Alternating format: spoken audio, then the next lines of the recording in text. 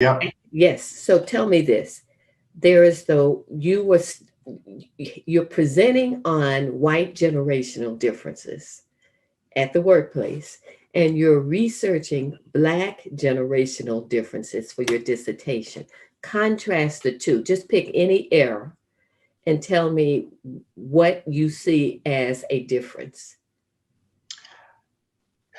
I think the biggest difference, honestly, across all the generations, not even just unique to an era, and it came out really clearly in all of the participants across all the different generational eras, was hair. You got that right. And the ongoing, persistent, relentless negotiation of identity as it relates to Black women's hair. And I'm glad you're laughing because I was so struck by this. The first thing I thought was like, yeah, I don't spend time thinking about my hair and the judgments or the way what people may think of it. As a cisgendered man, I don't think about that. I was struck that all the women talked about the ongoing negotiation of what to do with hair, how they may be judged by their hair.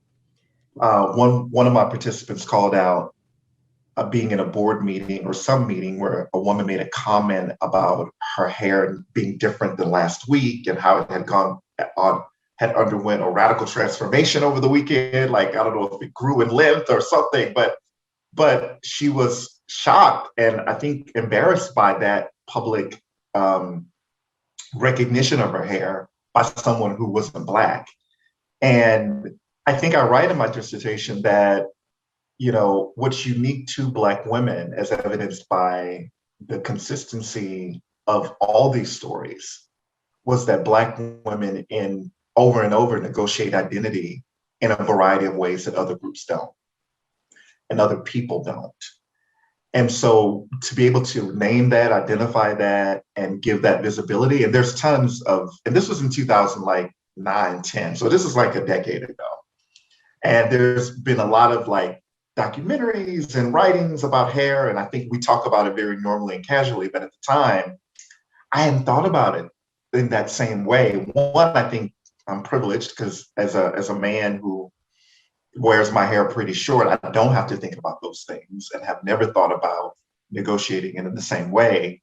Um, but also the angst that I think that Black women carry around sometimes with respect to their hair on one side, and then the pride that's felt by hair on the other side. So just an interesting insight for me. And I listened to my colleagues who are Black women, and this whole thing about like "don't touch my hair," like from Solange Knowles, Beyonce's sister, is a very real thing.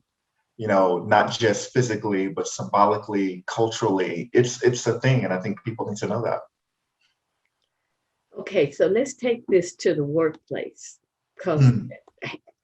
I personally have spent an inordinate amount of time on my hair. So I have hair story, but every woman, Black woman I know has a hair story. All, yes, and all my participants had a hair story, all of them.